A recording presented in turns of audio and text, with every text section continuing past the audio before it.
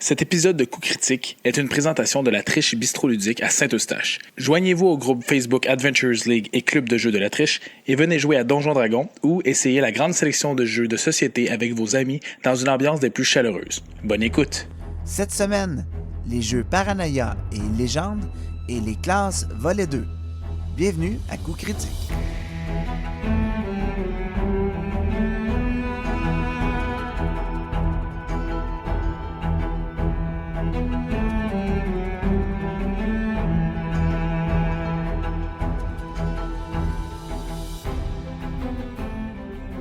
Dungeon of the Mad Mage, on va finir le premier plancher. Là. Après 5 sessions de 3h30, 4h. On a un groupe un petit peu reckless. Tu penserais que ça irait plus vite parce qu'on a un groupe reckless, mais c'est pas le cas. Mais c'est pas le cas, là. Ok, vous venez de vous lever, il y a 3 combats back-à-back. Ok, on peut-tu prendre un long rest? Ouais, mais il est juste midi. Là. Vous venez de commencer votre journée, l'autre il n'y a plus de rage, il est à moitié pété. J'avais encore toutes mes slots, j'étais comme voyons. Pas grave. Sinon, je dirais ma première sur 3 vendredi. T'as-tu hâte? Ouais, j'ai hâte. Ça va être violent un peu. J'ai acheté une coupe d'Encounter. Ça va être cool. Puis je risque de la refaire une autre journée aussi, là, parce qu'il y a une coupe de tiers 3 qui ne l'auront pas faite. Puis moi aussi, je veux banker les rewards avant que la saison 8 finisse. Là. Un jour, je serai tiers 3. Ouais. Ah oui, faut que tu joues pas assez. Non, je vais juste DMer. Ouais. Ben, tu peux mettre ton expérience. Comment tu penses que j'ai monté mon sorcerer, man? Hey, salut tout le monde, bienvenue à Coup Critique, podcast sur l'univers du jeu de rôle. Je suis avec Eric ici. Salut tout le monde. Et Giovanni. Yes, sir. Donc, merci encore à tous pour vos beaux commentaires de suivre le podcast. C'est vraiment cool. Cette semaine, on a prévu, en première partie, on va parler de d'autres jeux de rôle. En fait, on explore brièvement le jeu Paranoia de Mongoose Publishing et aussi Legend, qui est publié aussi par Mongoose Publishing. Et en seconde partie d'édition, on va s'attarder encore à la suite sur les différentes classes de Dungeons & Dragons 5e édition. Fait qu'on va commencer avec Eric. Eric, juste afin de disclosure, Mongoose Publishing nous a envoyé des jeux. Notre opinion est objective. En fait, là, on ne reçoit pas de compensation monétaire pour parler de quoi que ce soit. Par contre, nous a envoyé le jeu juste pour qu'on puisse l'effleurer, le regarder, donner nos impressions. Puis Eric avait la mission de passer à travers le jeu. On avait le manuel du joueur, on avait un écran de DM avec certaines règles et le guide du maître de jeu, je crois. Donc, Eric, t'es passé à travers ça. Aussi pour permettre, un petit guide de mission en supplément pour diriger les joueurs dans les quelques premières aventures aussi. Okay. Puis il y a aussi des cartes et des dés qui viennent à l'intérieur. Les cartes, c'est un peu pour avoir un feeling de jeu de board game, en fait, un jeu de société. Avec différents types de cartes et des D6 de base là, qui viennent dans le kit. Somme toute, c'est un super beau kit de départ avec 6 feuilles de personnages qui s'écrivent avec des crayons et des débiles à encre effacement sec. C'est un beau petit kit pour commencer. Cool. Eric, Paranoia, c'est quoi? Paranoia, c'est un jeu de rôle. Là. On reste dans l'univers du jeu de rôle, comme tu le mentionnais. Par contre, c'est un jeu de rôle qui se passe dans un environnement qui est pas, c'est pas fantastique en fait, c'est plus futuristique / humoristique par la bande. On parle, le maître de jeu en fait dans Paranoia, ça se trouve être un ordinateur. L'ordinateur qui donne des missions, donne des ordres et contrôle les joueurs qui eux sont des clones. Donc, vous incarnez 6 clones du même personnage. Donc, vous pouvez avoir 6 personnages, puis votre numéro... Drôle. Oui, c'est déjà drôle. La touche humoristique est vraiment bien. Dans le fond, tu commences un personnage, un coup, on va parler de la création de personnages et tout, mais tu as créé ton personnage, c'est comme si tu en avais 6. Okay. C'est une bonne chose puis c'est une mauvaise chose. On s'entend là, quand il faut que tu crées 6 personnages pour espérer passer à travers une aventure, c'est parce qu'il y a des choses quand même assez cocasses qui peuvent se passer. Les clones, c'est comme on appelle ça il appelle ça des troubleshooters, donc juste la traduction francophone. Là, Comme des mécaniciens, des techniciens? Ouais, ben, c'est plus des techniciens, je te dirais, des gens qui essaient de régler des problèmes. Donc, le personnage que tu crées, c'est un troubleshooter. Puis il doit écouter et résoudre les problèmes que l'ordinateur, qui est le DM, met devant eux. Fait que c'est quand même assez drôle là, cette portion-là. C'est super bien caricaturé, les images sont super belles dans les livres. Puis c'est un jeu qui joue jusqu'à 6 maximum, donc un DM et 6 joueurs, donc 7 en tout. Puis non, ça c'est la première portion, c'est pas mon feedback, là, c'est quand je passe à travers les livres, les images sont vraiment drôles. Il y a des annotations assez humoristiques dans chacune des pages, que ce soit dans la création des personnages, les mécaniques, le livre du joueur, le livre du maître.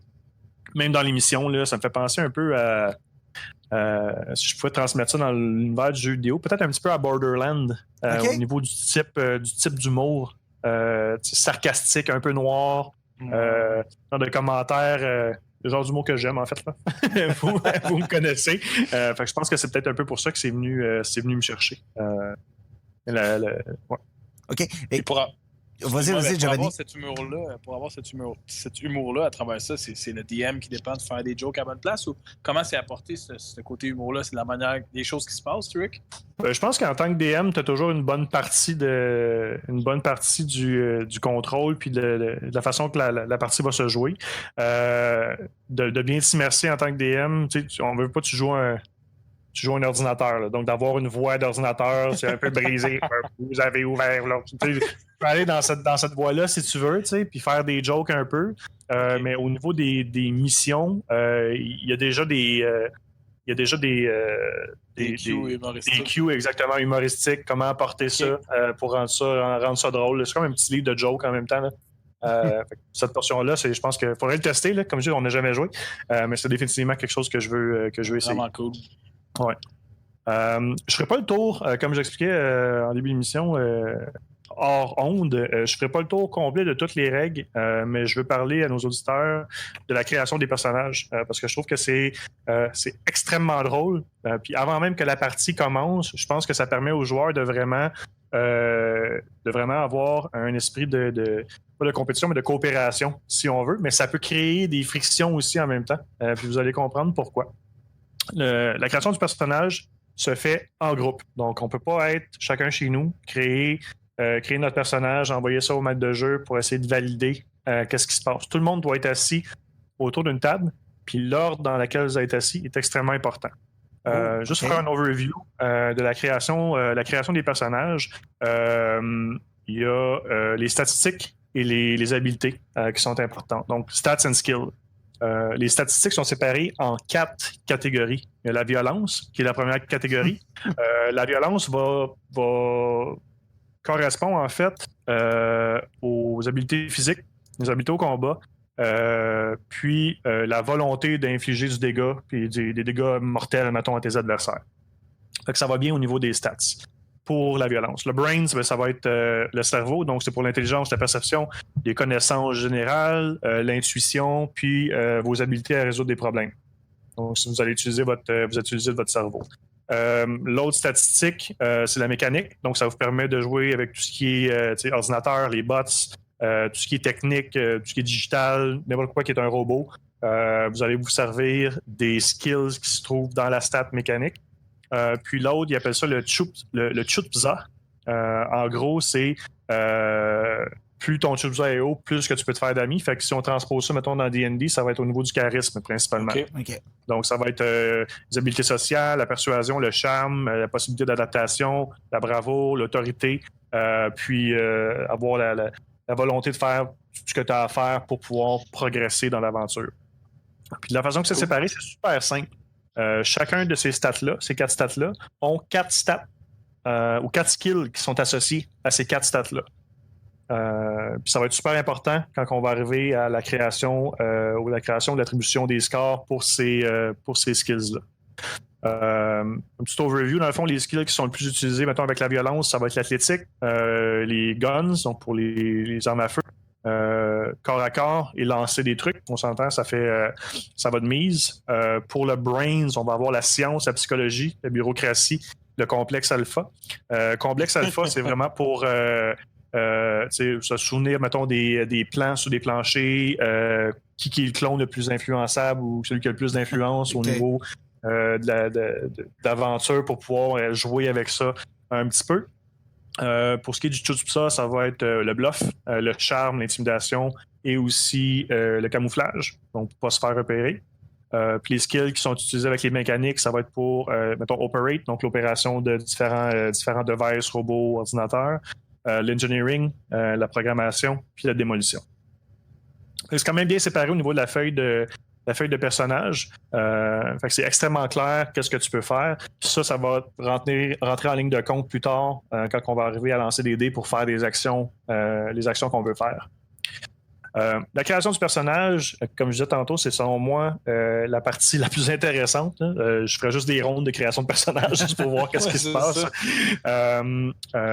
De plusieurs parties, en fait, il faut définir ton caractère.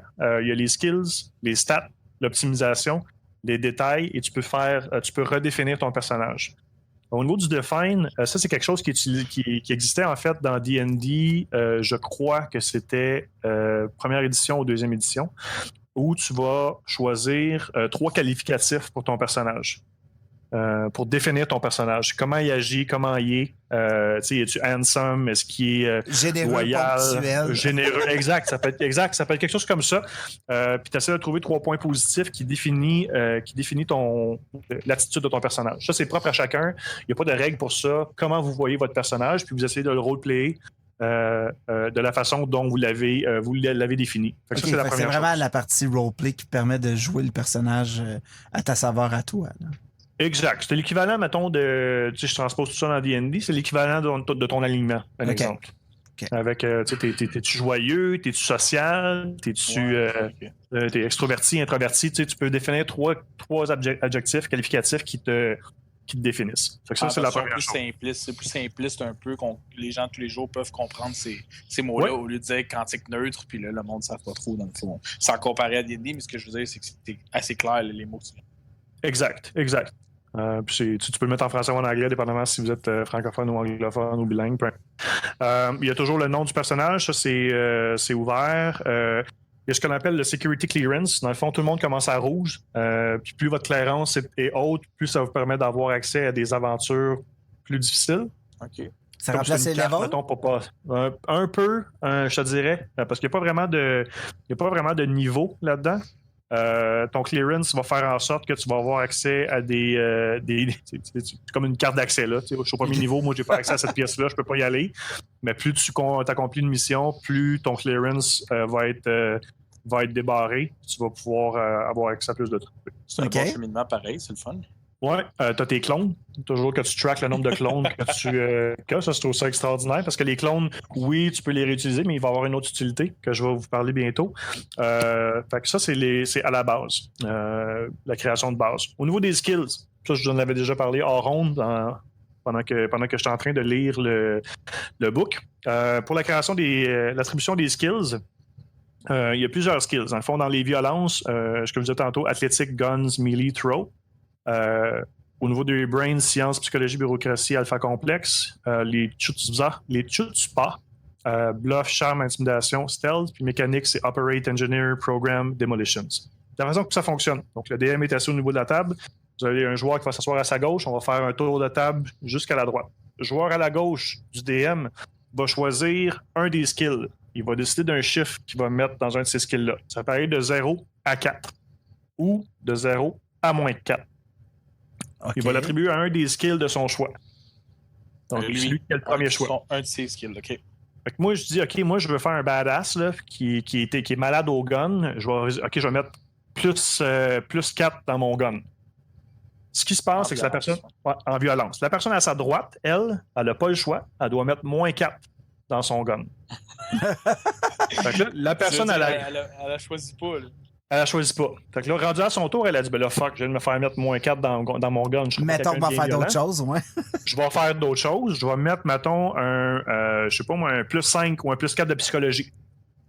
La personne à sa gauche, moins 4 de psychologie. Tu fais un tour de table comme ça, jusqu'à temps que tu aies 1 plus 4, 1 moins 4, 1 plus 3, 1 moins 3, plus 2 moins 2, plus 1 moins 1. Dans toutes tes stats, le reste, ça va être à 0. OK. Ah, c'est le fun, ça. Ben, Fait que tout le monde se fait pousser un malus. T'es un peu extrême, dans le fond. C'est-à-dire que tu vas avoir juste des plus 1, là, mais t'as une stat qui va être complètement à moins 4, dans le fond. En théorie, tu vas avoir 1, 2, 3, 4, 5, 6. Tu vas avoir 8 0. Parce qu'il y a 16 statistiques. OK. Fait que tu vas avoir 2 plus 4, 2 plus 3, 2 plus 2, 2 plus 1. Ouais. Tu vas avoir. Le reste est neutre. Excuse-moi. 1 plus 4, 1 plus 5, 1 plus 4, 1 plus 3, 1 plus 4, 1 plus 3, 1 plus 2, 1 plus 1. 8, 0.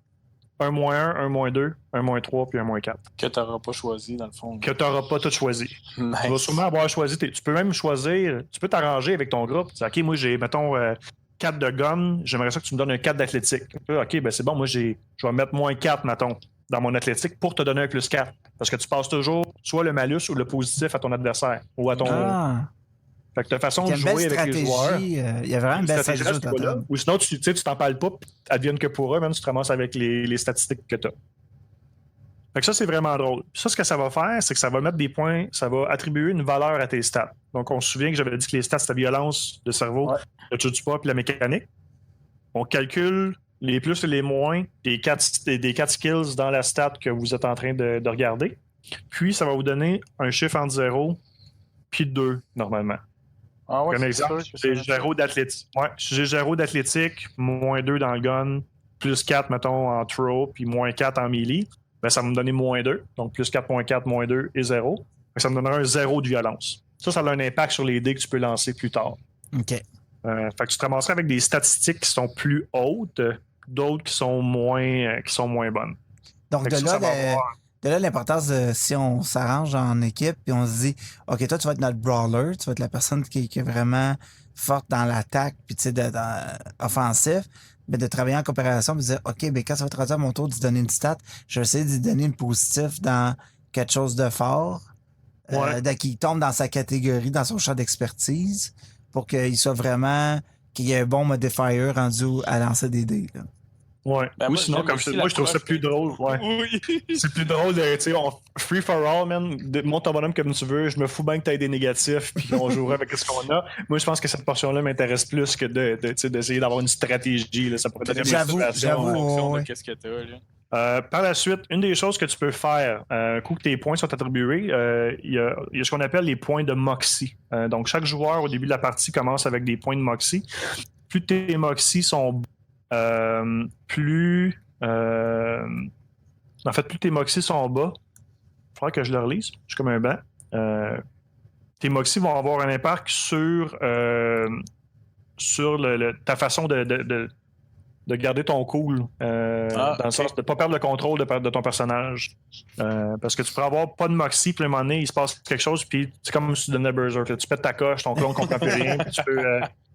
Sauf que tu peux utiliser ces points de Moxie-là en début de partie pour monter tes points de skill.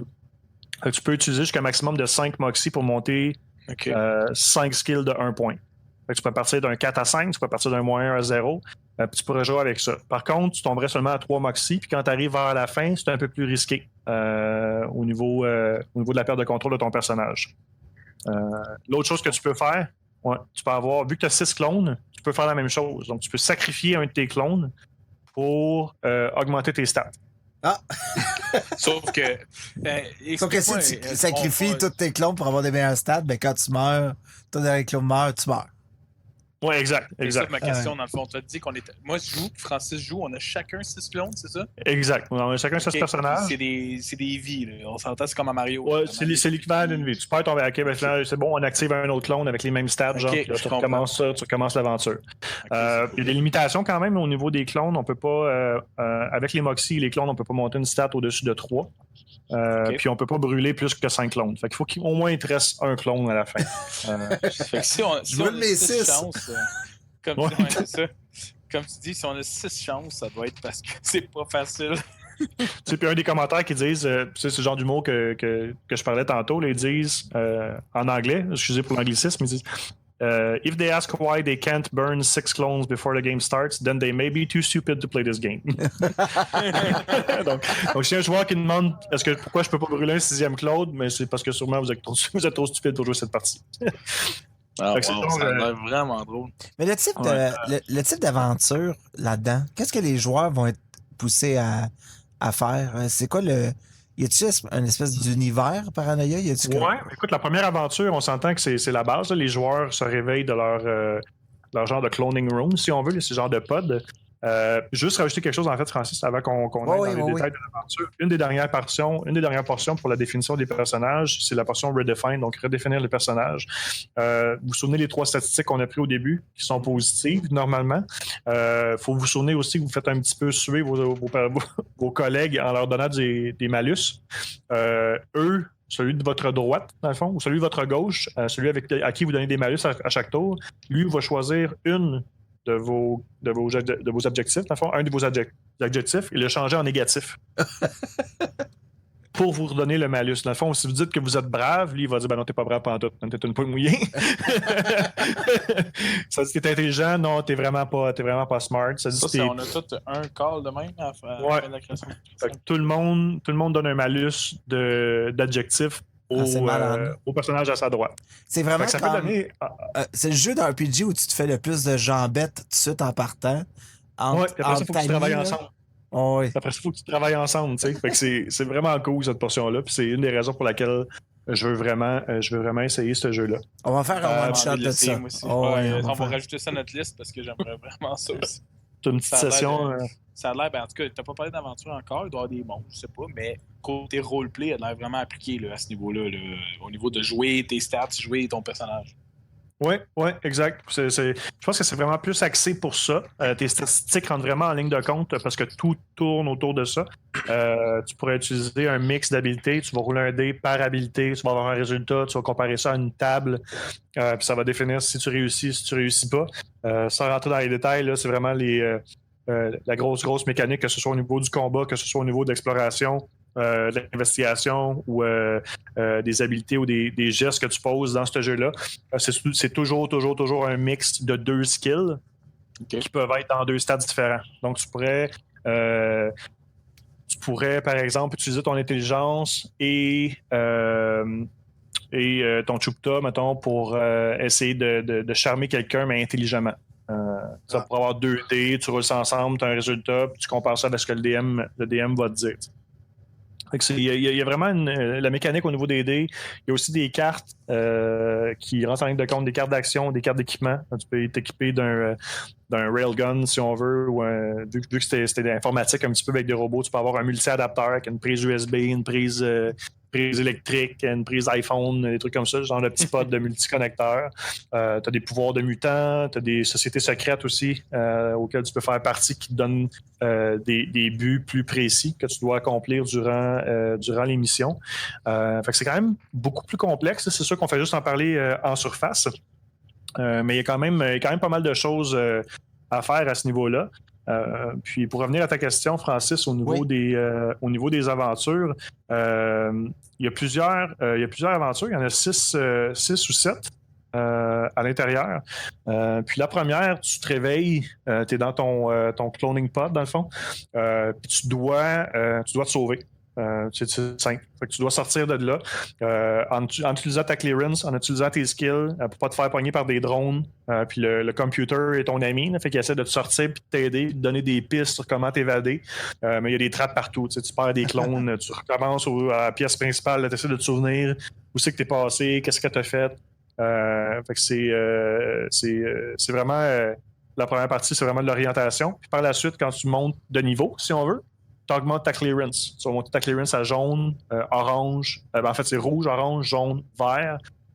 Puis par la suite, j'ai pas lu les aventures multiples, mais je sais qu'il y a des packs d'aventures supplémentaires qui permettent de jouer un peu comme AL, dans le fond, par tiers. Tu sais, OK, moi, je veux jouer des aventures, des histoires rouges, jaunes. Fait que ça te permet de dealer avec ça. Mais somme toute, ça a l'air vraiment d'un bon RPG, le genre de truc c'est léger, en fait. Là. Les 3 petits livres, on s'entend, c'est une centaine de pages par livre. Donc, 100 pages pour le player, 100 pages pour le le Master Guide, puis tu as une centaine de pages pour l'émission. Puis avec le DM Screen, je trouve que c'est une super belle boîte, puis ce sera un bon jeu à essayer là, pour ceux qui veulent décrocher de D&D puis essayer autre chose. Ça a l'air assez simple, la façon que ça existe, de la façon que tu l'expliques pour nous, les joueurs. Est-ce que toi, mettons, tu dis que tu voudrais jouer, bon, tu l'as lu, peut-être tu serais le DM si on fait une partie. Est-ce que ça semble complexe ou tu es assez guidé là-dedans dans l'aventure que tu parles dans la mission? Je te dirais que c'est assez. Tu te fais prendre par la main pas mal, okay. même en tant que Game Master. Tu as des grosses boîtes de texte. Là, vous savez comment c'est, là, mettons dans les modules AL qu'on fait. Tu as des petites boîtes de texte qui disent OK, tu dis ça aux joueurs, puis après ça, bien à toi de décider qu'est-ce que tu veux leur dire, comme la description des pièces ou qu'est-ce que tu trouves. Tandis que là c'est vraiment des gros blocs de texte qui disent exactement qu'est-ce qui se passe, puis où les joueurs peuvent aller. Fait que je trouve que c'est vraiment bien. Pour commencer, au moins, tu n'as pas besoin d'écrire quelque chose ou trop, tu sais, je veux dire, ça te guide un peu, là, surtout pour un nouveau jeu comme ça. Exact. Fait que, tu sais, nice. Puis il donne des trucs aussi sur comment faire. Je pense que ouais, j'aime bien ça. J'aime bien comment que c'est présenté aux joueurs, aux DM. Il y a un genre de feel de... c'est quoi le jeu vidéo là, post-apocalyptique? Le nom m'échappe. Fallout? Fallout, exactement. Okay. Genre de Fallout / Borderlands / RPG. Là. Ouais, c'est exactement ça. Fait que c'est vraiment cool. Super. Super, on va mettre les liens pour les gens qui seraient intéressés à découvrir l'ensemble de Paranoia, en fait. Je pourrais peut-être mettre une photo, en fait, vu qu'il est déballé, là, essayer de faire un petit setup, prendre une photo, puis mettre ça sur le Facebook. Certainement, puis on va essayer de faire un article aussi qui révèle les points positifs et négatifs, peut-être. Ce serait vraiment le fun de jouer, vraiment, là. Super. Ouais. Ça a l'air, juste créer un personnage, ça a l'air incroyable. Ouais, non. Tu ris, puis... Ouais. Pourquoi tu me donnes ce stat-là, tu sais? C'est pas ça que je voulais. Partez des chicanes avec vos amis. Giovanni, tu nous parles de jeu qui retourne un peu dans l'univers fantastique, en fait, qui s'appelle Légende, publié aussi par Mongoose Publishing.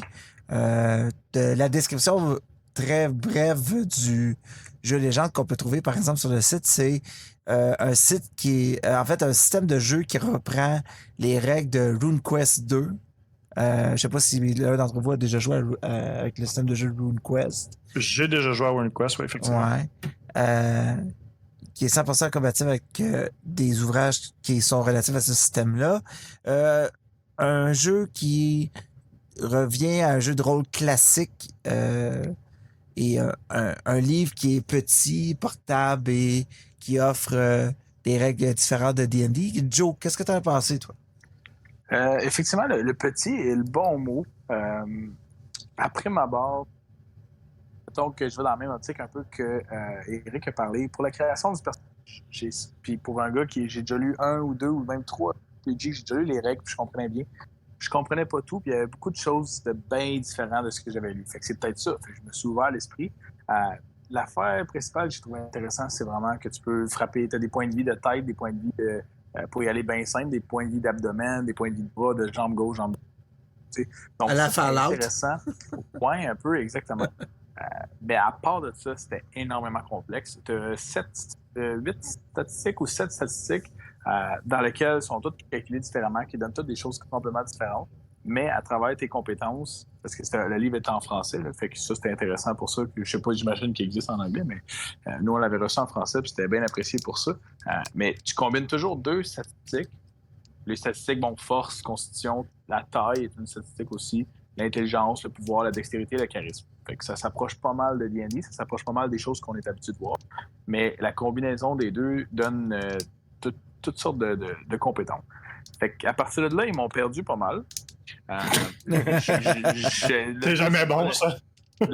Écoute, je lisais, là, puis c'était lourd. Là, je lisais, puis là, je comprenais pas une compétence. Puis là, il donne tout le temps un exemple. Après ça, il crée un personnage. Donc, c'est Alaric, son nom. Alaric, lui, si on le crée, il va avoir ça, puis ça, puis ça. Mais je savais pas trop où ça s'en allait. Fait que là, je me dis, OK, je vais continuer de lire.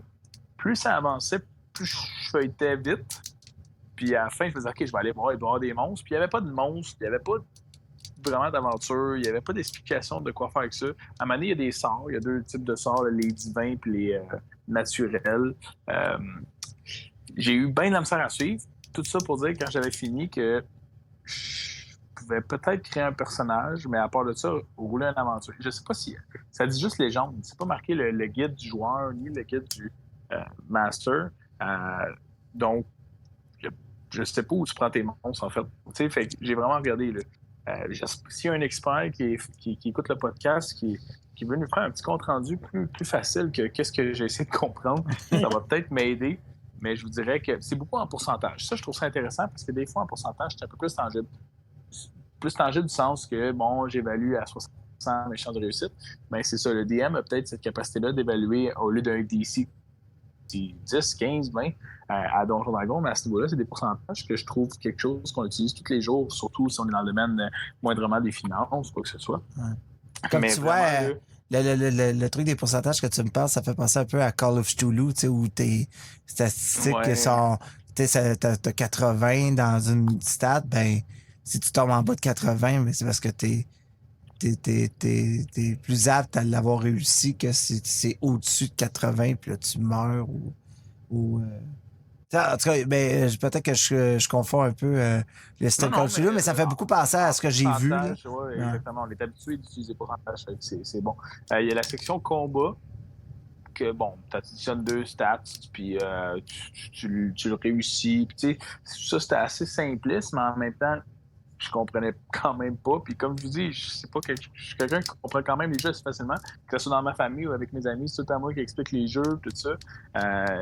J'y arrivais pas. Il y a les magies, après ça, sorcellerie. Il y a les prouesses héroïques qui sont d'autres compétences. Fait que, tu sais, on dirait que ça, c'était tout pour créer un personnage, mais qu'il manquerait un guide de maître de jeu, puis un guide de monstre, où il y a peut-être pas de monstre. Ouais, selon ce que je comprends, en fait, de Legend, comme Francis mentionnait au début de ton intervention, c'est pour que tu utilises les core rules de RuneQuest. Donc, tous les monstres de RuneQuest, le core book, le DM book, puis Legend, ce serait comme un monde, si on veut, qui utilise les mêmes règles avec ce que tu as, dans le fond, selon moi, c'est des suppléments et non pas ce que ça te prend pour jouer. Ben, je comprends, mais pourtant, ça fait du sens. Oui, mais j'ai bien lu l'intro, puis dans l'intro, ça dit de quoi ai-je besoin. Légende est un jeu complet. Ce livre contient tout ce dont vous avez besoin pour créer des personnages, des aventures et des quêtes époustouflantes. Fait que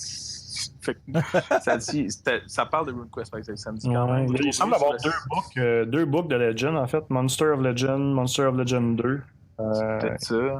Peut-être qu'en fait, ils nous ont envoyé le système, peut-être, justement, de la traduction française qu'il y avait, en fait, de Legend. Mais quand on va sur le site de Mongoose Publishing, il y a effectivement beaucoup de... Plein de livres. Ouais. Il y a beaucoup de stock pour rajouter dessus. Là, le tout reste à bas prix, mais quand même, peut-être qu'il manque beaucoup d'informations dans le guide qui se veut de départ que ce que tu as reçu. Qui pourrait être un côté négatif qu'on pourrait officiellement parler, c'est que d'avoir feuilleté ce livre-là, ce que tu nous dis, en fait, c'est qu'il manquait beaucoup de stock. Là. Il manque beaucoup de choses là, pour vraiment partir. Là. Alors que c'est supposé être un core rule book. Exactement. On penserait, mais c'est correct, sauf qu'il devrait l'informer. Ça, c'est le...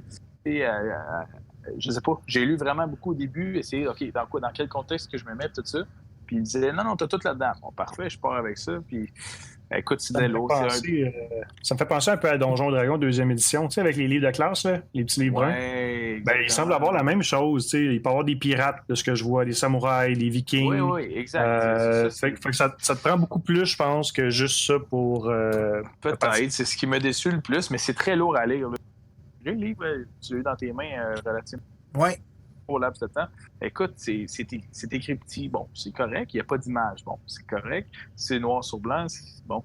Sauf qu'à un moment donné, tu sais... c'est pas un roman, là. C'était ma lecture de chevet, là, puis je trouvais ça lourd. Puis là, il me montrait un tableau. Puis, OK, c'est pourquoi c'est la guérison naturelle. OK, un point de vie tous les 72 heures. OK, parfait.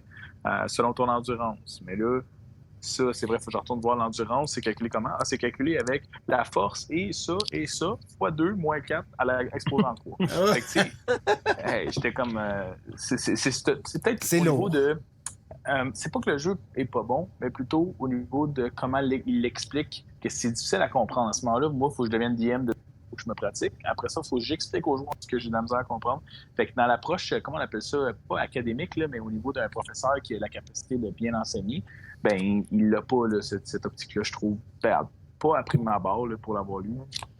Ben, c'est bon, mais tu sais, en fait, en parlant comme ça va peut-être sensibiliser les gens autant autour de Legend que les joueurs de voir si ça les intéresse d'explorer cet univers-là.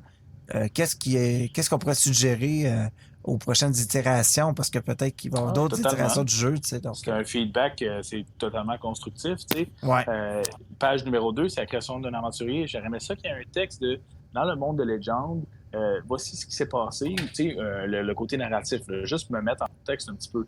Mais techniquement, il parle juste. C'est très technique. C'est peut-être ça. Il manquait un peu de story. La viande autour de l'os. Ouais, c'est peut-être ça. Mais écoutez, moi, je donne tous les bénéfices du doute qu'il y a quelque chose bien agrémenter ça, qui comprend un peu mieux. Mais pour connaître que c'est quoi enseigner aux nouveaux joueurs qui viennent jouer à Adventures League ou même à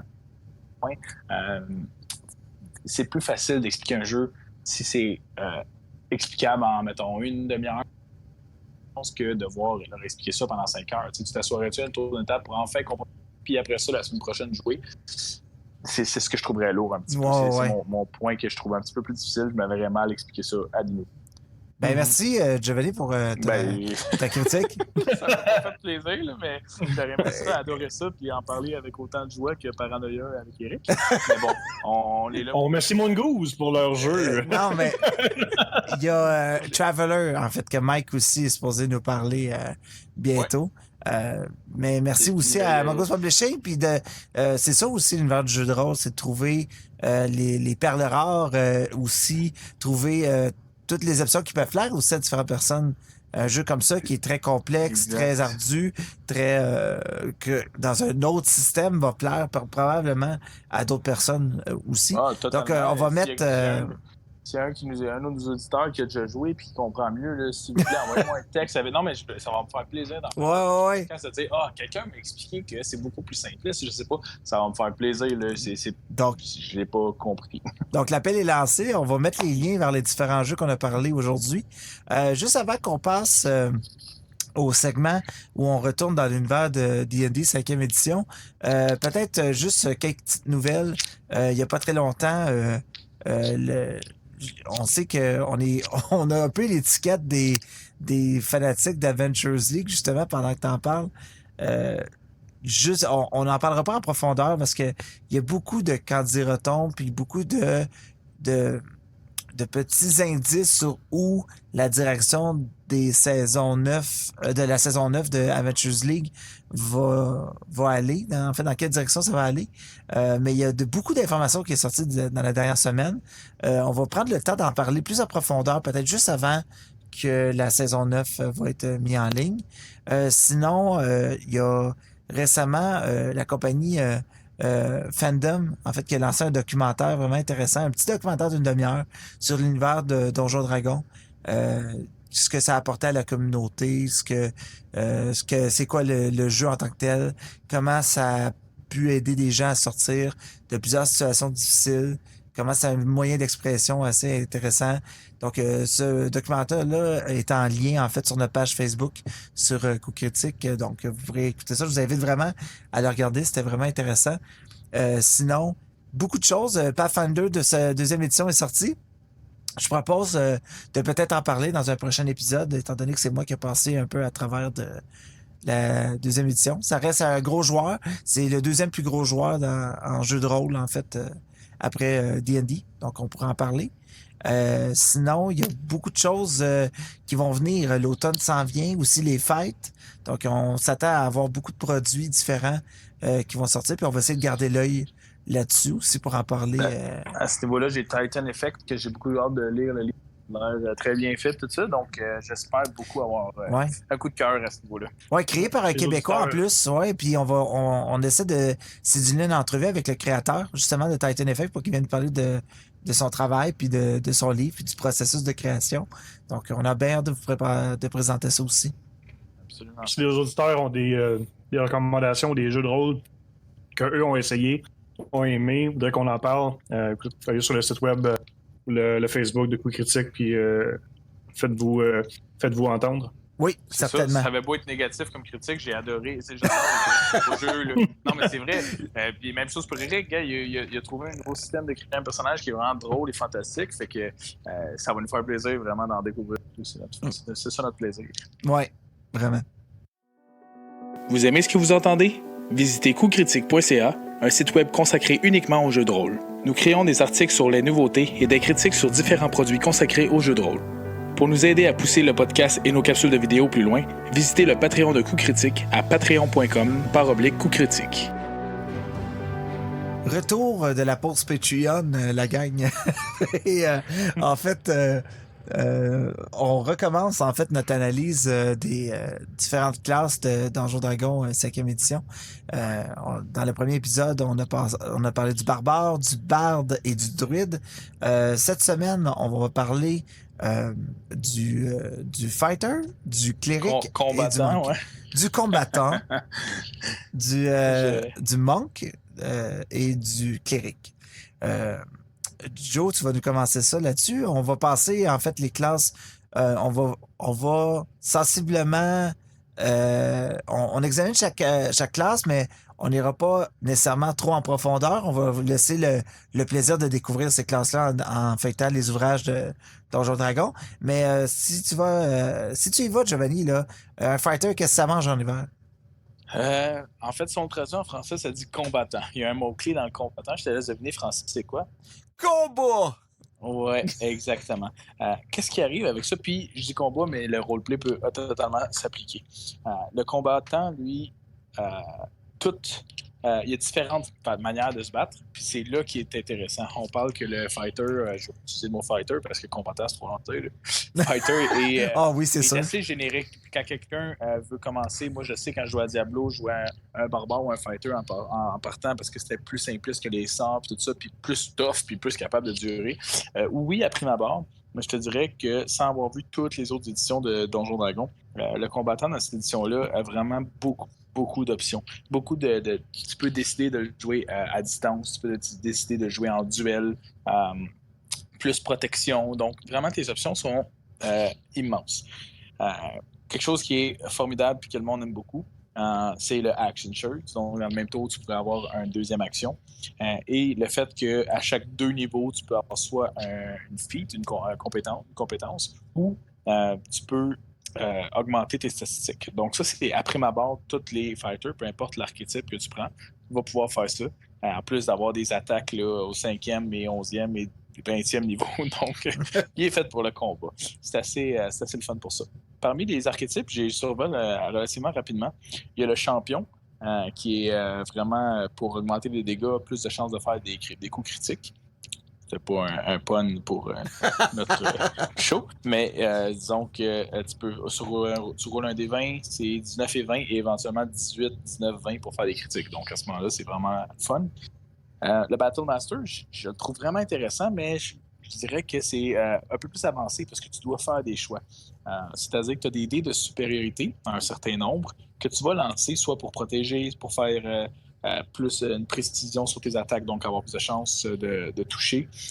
Donc, c'est des D8 que tu lances, puis éventuellement au level 10 et au level 18, ça monte à des D10 et des D12. Donc, tu lances ces dés-là pour soit augmenter l'AC d'un allié, donc 1, 2, 3, il y en a peut-être une douzaine parmi lesquels tu peux choisir d'avoir. Je pense que c'est 2 que tu choisis en partant, puis ça augmente avec le temps. Donc, c'est vraiment intéressant à ce niveau. Pour le Battle Master qui s'appelle. C'est 3 en passant. C'est 3 en partant. Oui, en commençant, c'est 3. En commençant, c'est 3, je m'excuse. Ouais, avec 4 dés de supériorité, avec 3. C'est 2 additionnels de l'un. Ouais, 3 manœuvres qu'on appelle. Là. Je comprends. Ce qui est vraiment intéressant parce que une fois que tu le lis, tu comprends, tu peux vraiment choisir puis monter ton personnage en fonction à ce moment-là de jouer d'une certaine façon. Ce qui peut être intéressant pour le roleplay.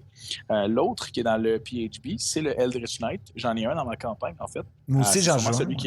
C'est sûrement celui qui est le plus proche d'être caster. Quand quelqu'un, je veux pas être un mage, justement, ben, tu peux te battre et tout ça, mais en amenant un certain élément de magie à travers tes coups, à travers... Ben, tu peux connaître des spells, bien sûr, à peu près dans les mêmes niveaux, peut-être un peu moins que les paladins là, au niveau de la quantité de sorts possibles. Mais vraiment, c'est de la magie de combat. Donc, c'est vraiment intéressant pour ça. Et sinon, dans l'Exanator, si je m'y envoie, j'ai d'abord, je vais finir avec l'autre, le cavalier. Comme il s'appelle, il est fait pour faire de la monture, pour protéger les autres, pour vraiment charger, pardonnez l'anglicisme, mais charger sur les ennemis, qui donne des gros avantages. Et le samouraï, qui est le maître, bon, j'imagine qu'il n'est pas obligé d'avoir une épée, mais vraiment, spirituellement, là, il va avoir beaucoup de choses qu'il peut ajouter à ses attaques, à ses défensives et tout ça. Le dernier, qui est l'Anxanator, c'est le Arcane Archer, l'archer arcanique, si on veut. Ce qui est intéressant, c'est que je sais que toi, Eric, tu l'as déjà joué pendant longtemps, à un assez haut niveau, je pense. Je le joue encore, présentement rendu niveau 9. Fait que oui, effectivement, j'ai mon lot d'expérience avec cette classe-là. Puis c'est quoi sa particularité? Mettons qu'on compare avec le Ranger, qui serait un archer, là, qu'on va en parler plus tard, c'est ce qui est différent. Au niveau de la différence, on s'entend, c'est un archer qui est arcanique, donc il y a possibilité pour toi de rajouter des effets magiques au niveau de tes flèches. Déjà à partir du niveau 1. Donc tu lances une flèche, tu as deux, ce qu'on appelle des arcane shots. À partir du niveau 3, excusez-moi. Tu as des shots arcaniques qui permettent de rajouter des effets. Alors, on peut rajouter soit du poison et du slashing, donc des branches de bois qui s'entourent autour de ton ennemi pour le ralentir. Si tu bouges, ça te fait du dégât. Tu peux faire en sorte que une de tes flèches devienne éthérée. Donc, elle peut passer à travers le cover. Elle touche tout le monde dans la ligne droite pour la distance du tir. Tu peux avoir ce qu'on appelle un Enfeeble Arrow, donc pour diminuer la force du target que tu vas frapper. Okay. Donc, ça va diminuer, ça va donner des avantages sur les attaques. Tu vas avoir aussi... il y en a un qui c'est du poison, donc ça explose, un bursting arrow, donc ça touche un contact, ça explose, puis ça pogne tout le monde, mettons à 5 verges ou 10 verges, je me souviens pas exactement. C'est pas une de celles que j'utilise. Ça, c'est au niveau des arcane shots. À partir du niveau 7, on a ce qu'on appelle Magic Arrow, donc toutes tes attaques deviennent magiques automatiquement, donc on n'est pas obligé d'avoir une arme plus 1. Toutes les flèches que tu lances ont un effet magique dessus pour bypasser ou excusez-moi l'anglicisme, mais pour contourner la protection contre la magie qui est souvent présente à partir du tiers 2. Puis un des effets que j'aime vraiment beaucoup, c'est le curving shot, un peu comme dans le film. Je me souviens pas c'est quoi le nom du film, là, mais il y avait un film où quelqu'un tirait du fusil puis pouvait faire tourner ses balles. Exact. C'est un peu la même chose. Donc, tu vas tirer ta flèche avec ton archer. Si tu manques ton coup avec ton jet d'attaque, tu peux refaire un autre jet d'attaque pour faire diriger ta flèche vers ton deuxième target. Pas le même, mais tu peux frapper une autre personne. Wow. Et ça va super bien avec le feat Sharpshooter. Donc, tu peux te permettre de mettre ton moins 10, ton moins 5 au toucher pour aller chercher un plus 10. Si tu manques, tu fais une attaque normale sur un autre target qui est à proximité. Okay. C'est intéressant pour ça. Ouais. Si on jumelle à ça, écoutez, le Action Surge, on peut aller chercher plusieurs feats parce que, comme Johnny disait pour les fighters, à partir du niveau 5, c'est multi-attaque. À partir du niveau 4, on a un feat ou une statistique 6, 8, 10, 12. Ça peut aller extrêmement vite. Puis je trouve que ça va bien avec ce système-là parce que vos deux statistiques importantes vont être la dextérité. Ça va être aussi votre intelligence pour vos saves sur vos flèches. Parce qu'il y a toujours un save de magie à faire sur les flèches pour savoir si on résiste ou non. Puis ça va être un check d'intelligence. Donc, en ayant un plus 2 de stats à chaque 2 niveaux à partir du niveau 4, si vous n'allez pas chercher des feats, ça permet de monter votre dextérité à 20 et votre intelligence à 20 assez rapidement. Ça fait en sorte que d'avoir un DC de 17-18, éventuellement 19 sur vos shots, c'est extrêmement fort. Contrairement à tous les autres fighters, on n'est pas obligé d'avoir une force incroyable. On peut avoir une force de base là, à 8 si on veut, mettre une armure de cuir parce qu'on n'est pas obligé d'avoir une grosse armure comme on est à distance.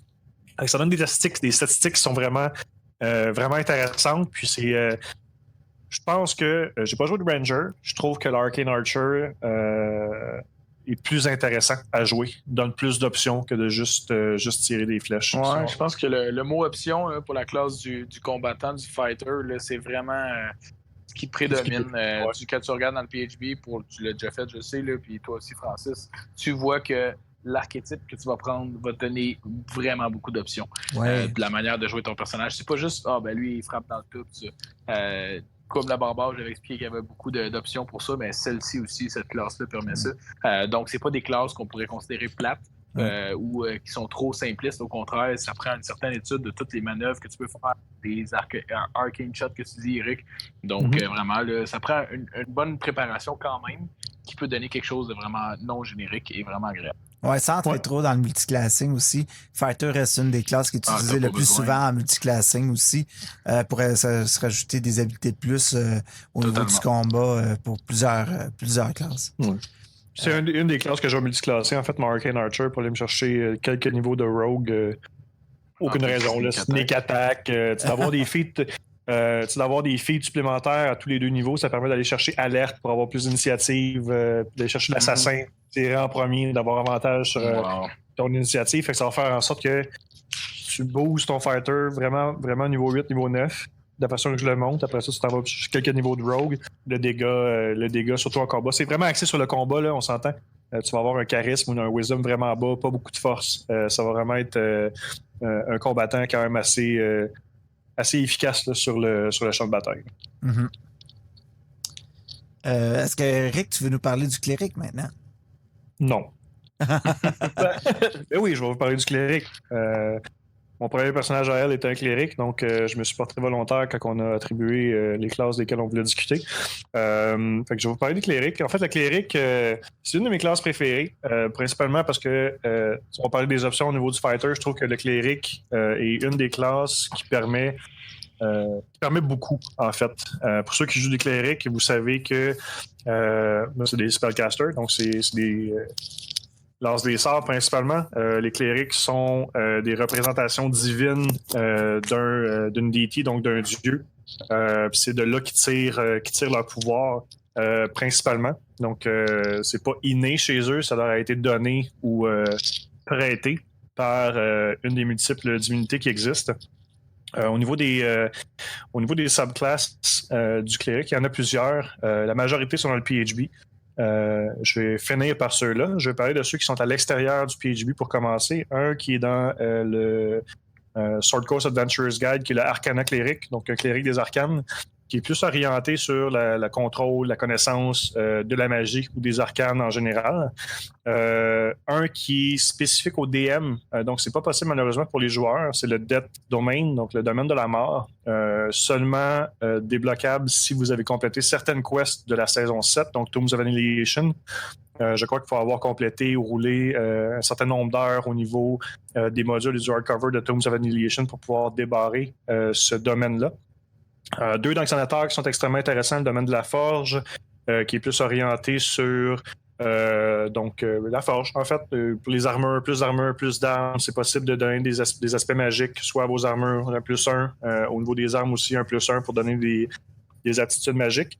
Et le Cleric of the Grave, donc des tombeaux, qui se rapproche un peu de celui de la mort, mais c'est plus au niveau de la nécromancie que ça joue. Fait que ces quatre domaines-là, si on veut, sont à l'extérieur du Player's Handbook. Puis ceux qui se trouvent au niveau du Player's Handbook, on a le Cleric de Knowledge, qui est plus au niveau des connaissances. Donc, tous les sorts que vous allez débarrer vont être pour en connaître plus, donc ça va augmenter vos skills.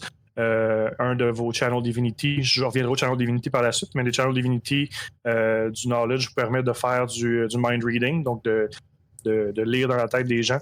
Le Life Cleric, qui est le guérisseur suprême, ou un des top 2, si on dirait, guérisseurs au niveau de D&D. Donc, c'est de donner de la vie, tout simplement, de sacrifier tout ce que tu fais pour pouvoir guérir et subvenir aux soins de tes compagnons. Le Light Cleric, vraiment plus orienté sur le feu et le dégât radiant. Moins de guérison, mais plus de sorts offensifs qui s'en tiennent à ces 2 types de dégâts-là. Donc des Fireballs, Firebolt, on a du Sacred Flame pour du radiant, tout ce qui est Spirit Guardian pour du dégât radiant, tout ça est augmenté.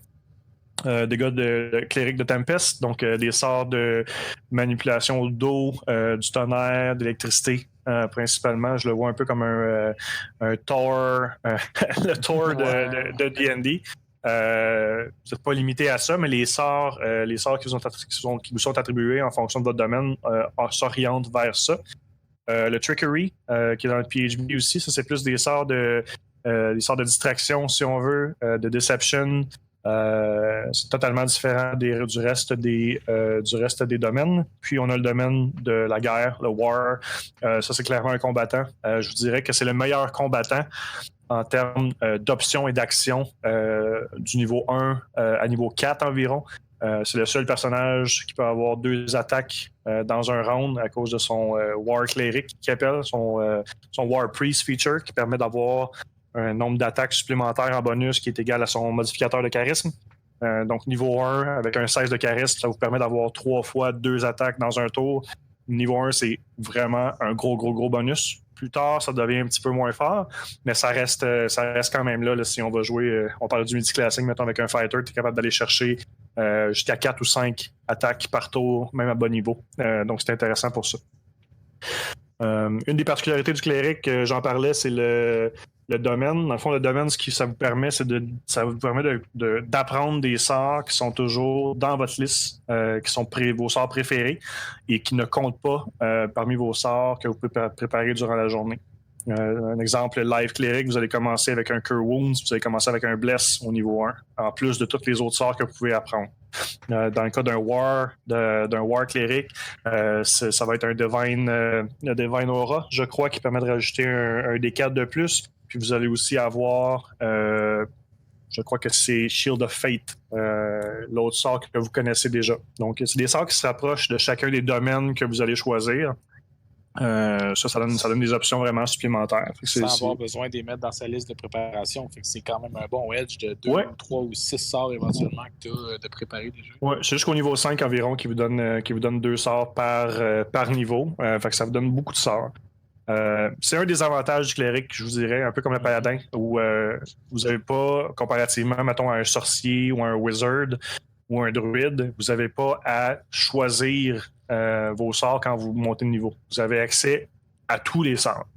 Et vous choisissez lesquels vous préparez en début de journée. Donc, vous vous levez le matin, vous dites « OK, moi, je pars dans un donjon.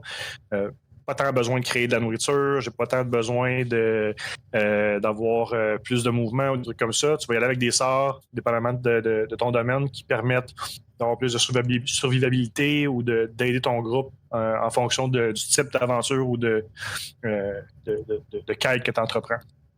Ça, je pense que c'est vraiment le fun. On me rendu au niveau élevé, le 10, 11, 12, 13, on se ramasse avec beaucoup d'options, avec des sorts niveau 6. Vous avez peut-être 50 sorts parmi lesquels vous pouvez choisir. Des grosses décisions à prendre à ton réveil, par exemple. Oui, non, exact. Dépendamment comment tu joues, on s'entend que ça va toujours revenir. C'est pas seulement le même. Oui, non, je suis d'accord, mais quand même, tu peux t'adapter à chacun des environnements, c'est fantastique, mais c'est des bonnes décisions à prendre parce que ça se peut que tu te trompes ou tu sais. Ouais, hey man, j'aurais dû préparer ça aujourd'hui puis je l'ai pas fait. Puis tu vas arriver dans une situation où tu vas regretter, puis c'est là que tu vas te rendre compte que tu as des sorts. Comparativement, mettons, à un sorcier, où quand tu montes de niveau, tu prends tes niveaux, tu prends tes sorts, puis à moins que tu montes de niveau, tu peux plus vraiment les changer. Tu vas dire, OK, avoir su ce sort-là aujourd'hui dans ma liste, j'aurais peut-être pu faire telle action ou j'aurais pu intervenir de cette façon-là. Je pense que ça te permet de voir une petite nuance au niveau des sorts qui sont peut-être moins utilisés. Mm-hmm. Dans certaines situations, on pourrait faire en sorte que ça arrive comme un wow moment, là, où tu aurais pu sauver les meubles. Puis tu peux corriger le tir le lendemain au pire, fait que c'est quand même... Exact. Hey, ce sort-là, demain, je vais pouvoir t'aider. Je peux communiquer avec mon dieu, avec un divination, ou écoute, demain, si t'es encore cursé, je vais pouvoir le changer, puis je vais pouvoir t'aider, ou je pourrais communiquer avec mon DT pour essayer d'avoir des réponses. Mais ça va. Ce genre de choses-là, ça donne vraiment le fun. Oui. Puis il y a tout le côté roleplay aussi avec le cléric qui est le fun, là, l'espèce de sa relation avec son dieu, puis comment on peut il y a moyen de faire du roleplay seulement avec ta DT. Ouais, c'est ça. Dans le vide. Hey! Ouais, OK. Qu'est-ce que t'as dit? Je t'arrête de parler à mon dieu, toi. OK, c'est bon. Je te laisse tranquille. Puis l'autre particularité, autre que le domaine puis les sorts, c'est les Channel Divinity. Donc, chacun des domaines ont leur propre Channel Divinity.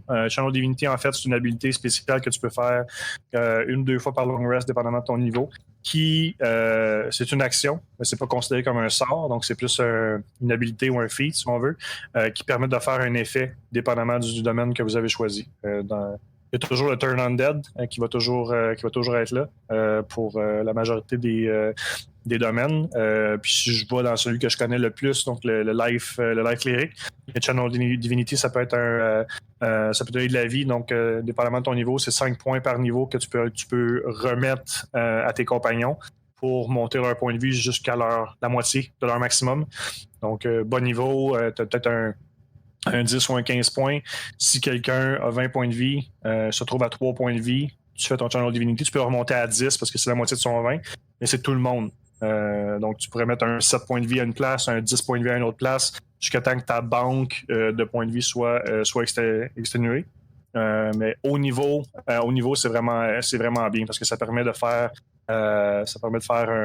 une action. Comme c'est pas un sort, ça te permet de faire un sort de guérison en action bonus aussi, comme un Healing Word à haut niveau, ou bien un Master Wound ou un Mass Healing Word aussi. Fait que ça permet de donner un gros boost de healing en utilisant cette fonction-là, qui je monte tout le monde à leur moitié. Après ça, je fais un sort de guérison pour monter tout le monde un peu plus haut. Ça permet de sortir les gens d'une situation qui était peut-être désespérée au moment où le tour du cléric est arrivé. Le cléric est probablement une des classes les plus utiles aussi dans un party. Puis, je sais pas c'est qui disait ça, mais le cléric, on pourrait faire un party, en fait, une bande d'aventuriers seulement avec des clérics, puis il y aurait quand même de la diversité à travers tout le monde. Ouais. Parce qu'il y a tellement de choix puis de possibilités différentes, puis ils pourraient tous s'ostiner entre eux sur quelle divinité est la meilleure, là.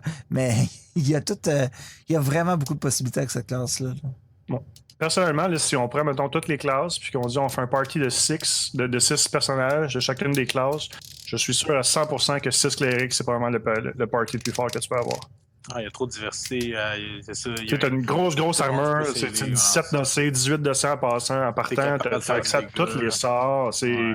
Tu peux avoir. C'est quand même assez. Tu mets, mettons, je sais pas moi, 6 Rangers ensemble, peu importe la subclasse que tu fais, on s'entend que c'est un peu plus difficile. 6 Fighters, t'as peut-être des chances, mais t'as pas de guérison.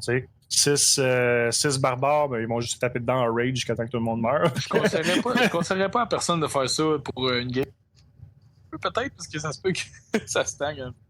Mais non, t'as totalement raison. C'est côté viabilité. Le cléric, il y a vraiment de tout. Ouais. C'est mon reviews des clérics. Donc, allez jouer les clérics, tout le monde. Ouais. Moi, si vous avez des questions techniques pour les classes, tu veux jouer, moi, je parle beaucoup Eric pour le cléric.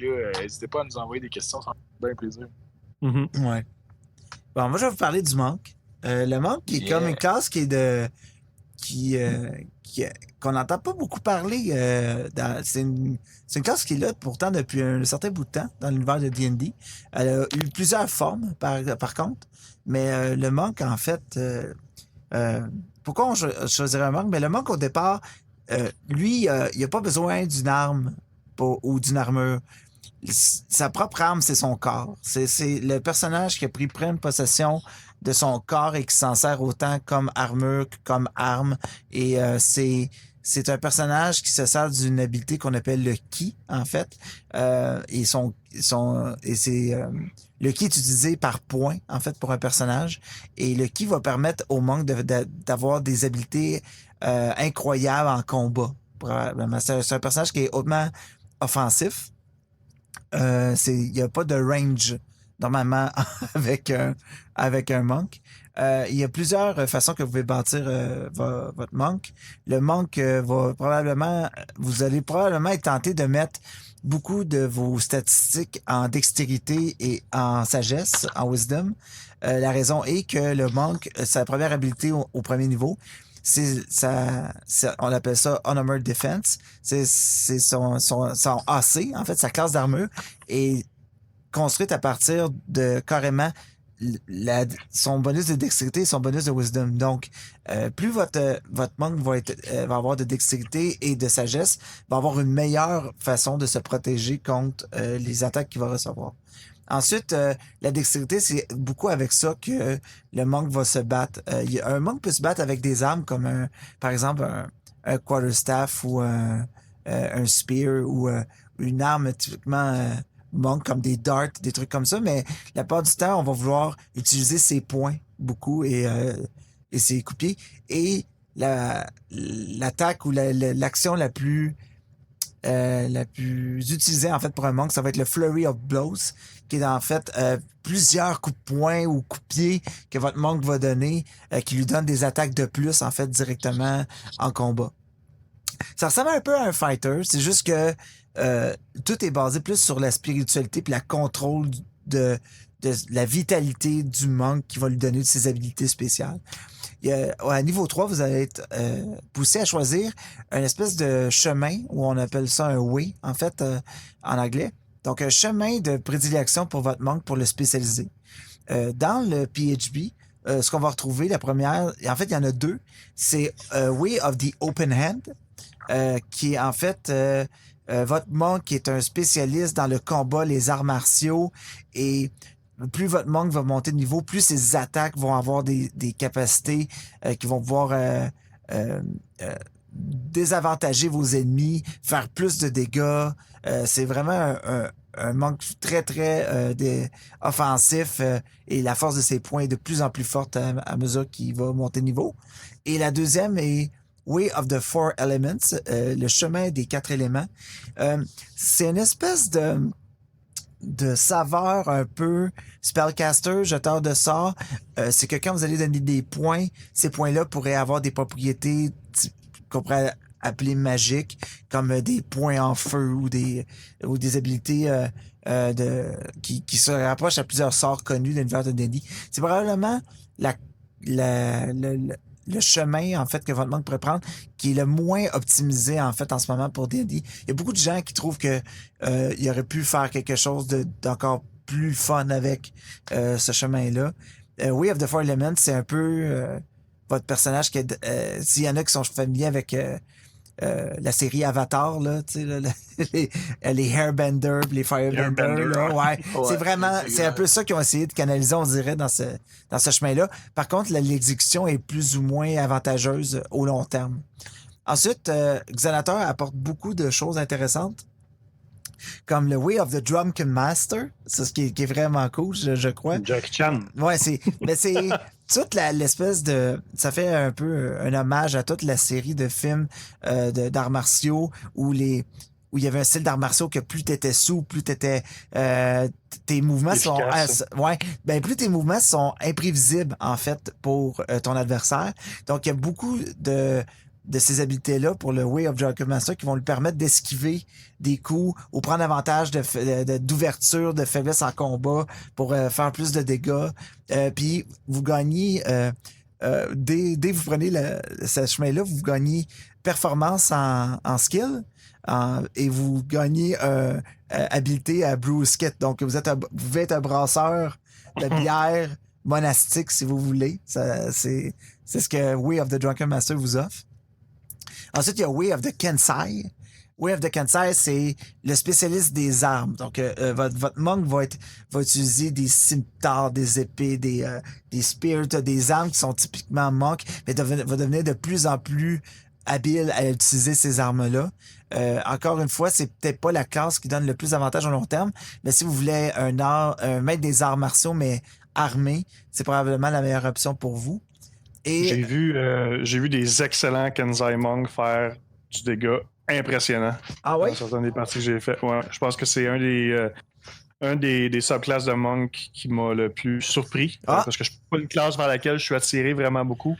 Mais j'ai vu des Kensai Monk faire du 80-90 de dégâts en melee avec 4-5 attaques avec des armes. Je trouvais ça, c'était pas une mécanique que je connaissais bien puis que je comprenais.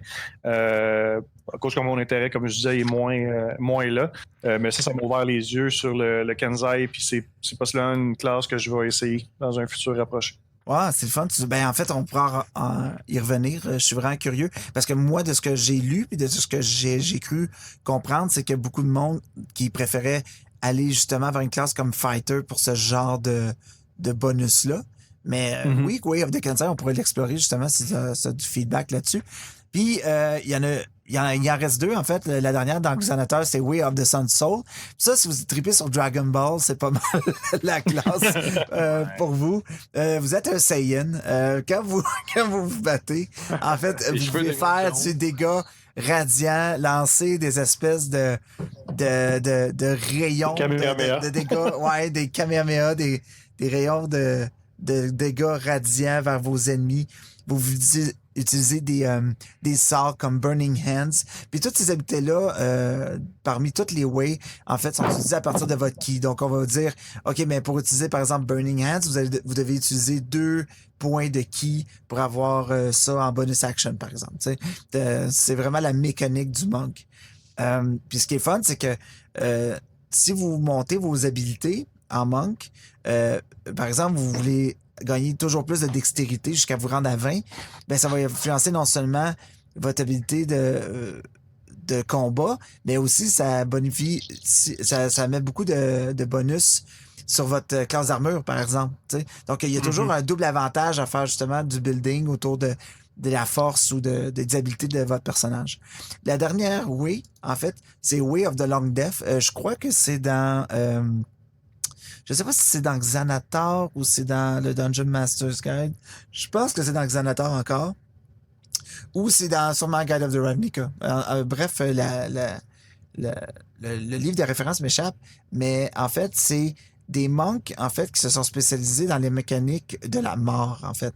Ce qu'ils vont faire, c'est que, par exemple, en frappant un ennemi, si l'ennemi est réduit à 0, ils vont regagner, par exemple, des points de vie après le coup fatal, où ils vont être capables de faire du dégât nécrotique en utilisant des points de ki alors qu'ils frappent. C'est comme c'est un espèce mettons le méchant dans un film de kung-fu, là.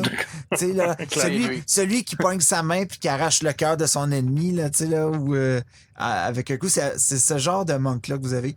Donc, le monk, ça reste une classe qui, selon les statistiques là, de ce qu'on voyait, c'était une des classes qui est les moins utilisées. Par contre, je pense qu'il y a vraiment des belles choses autour de ça. Au niveau du role-playing, surtout, on pourrait tomber dans le classique... j'ai été un enfant, mes parents sont morts, donc ils m'ont laissé dans un temple, m'a trouvé, m'a éduqué dans l'art d'arts martiaux et maintenant je sais me battre. Mais il y a plusieurs options qui pourraient s'offrir à vous, comme quelqu'un un ancien criminel, par exemple, qui se fait passer, qui essaie de faire un chemin de rédemption, puis qui a suivi les enseignements d'un sage dans un temple, ou un monk qui a vécu en exclusion, qui est plus qui a plus mis ses assises dans la nature, puis qui s'est servi d'apprendre un peu comme les techniques des animaux, un peu comme dans le kung-fu. Là, il y a vraiment plein de choses que vous pouvez faire avec un monk qui sont intéressantes là-dessus. Dans le fond, je vous conseille de l'essayer. Pour vrai, il y a plein de choses que si vous êtes quelqu'un qui aime jouer offensif, qui n'est pas trop dans le spellcasting, qui veut vraiment avoir des attaques qui vont résonner, là, ça va être vraiment une classe intéressante pour vous. Merci, Francis. Ben, fait plaisir.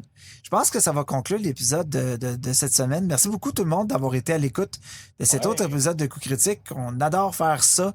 On aime beaucoup avoir vos commentaires, voir que vous êtes au rendez-vous à chaque fois qu'on publie un épisode. On vous revient avec plein d'autres choses. On va continuer notre espèce de cheminement à travers les classes dans les prochains épisodes. Je vous rappelle, en fait, vous pouvez communiquer avec nous par Twitter, Facebook, Instagram, Patreon, courriel, notre site web. Dès que vous cherchez coupcritique.ca ou coupcritique.ca dans les différents réseaux sociaux, vous êtes en mesure de nous trouver. On vous rappelle, il y a le Patreon où vous pouvez contribuer. Ça nous donne un petit coup de pouce pour pousser ça. N'hésitez pas à nous donner 5 étoiles aussi sur notre podcast. Ça nous fait monter dans les classements. Donc, les plus de gens sont en mesure de découvrir notre podcast. C'est un projet de passion. On aime vraiment beaucoup le jeu de rôle. Puis on espère que dans toutes nos discussions qu'on fait, ça vous donne le goût d'essayer de jouer de plus en plus. Et mine de rien, autour de nous, je sens qu'il y a beaucoup de gens qui ont commencé à s'attarder au jeu de rôle. C'est vraiment encourageant d'entendre ça, plus que toute autre chose. Mm-hmm. Donc, merci beaucoup, Eric, Giovanni. C'est quoi vos plans à court moyen terme? C'est quoi mes plans? Demain, on a une partie de Dungeon of the Mad Mage. Oui, c'est vrai. à la triche qui est fermée, exclusif pour le propriétaire et quelques joueurs. VIP. Les joueurs vont compléter une petite partie VIP. Je DM ma première CA3 Adventures League ce vendredi à la triche avec il y a 2 nouveaux joueurs en fait que j'ai jamais vus à la triche qui seront présents avec quelques réguliers. Non, Mike, Giovanni ne pouvait pas être là malheureusement, ni sa copine. Je vais la refaire pour eux. Donc, c'est ce que j'ai pour cette semaine. Puis je tombe en vacances, fait que je vais essayer de lire un peu là, sur les changements multiples de la saison 9 afin d'en faire un bon résumé à nos auditeurs. Super. Moi, j'étais en semaine d'écriture, en plus de Dungeon of the Man-Mage demain. C'est une semaine d'écriture, donc préparation pour ce que je considérais une session pivot dans ma campagne homebrew à la maison. Donc, j'ai bien hâte de voir ce qui va arriver avec ça. Je leur prépare quelques petites choses. Super, écoutez, bonne chance, bonne game les gars, puis bonne game à tous nos auditeurs. Ayez beaucoup de plaisir. Merci à toi, Francis. Bonne soirée. Ce podcast est rendu possible grâce à l'appui de nos amis sur Patreon, dont Ludovic Garce. Merci beaucoup et à la prochaine.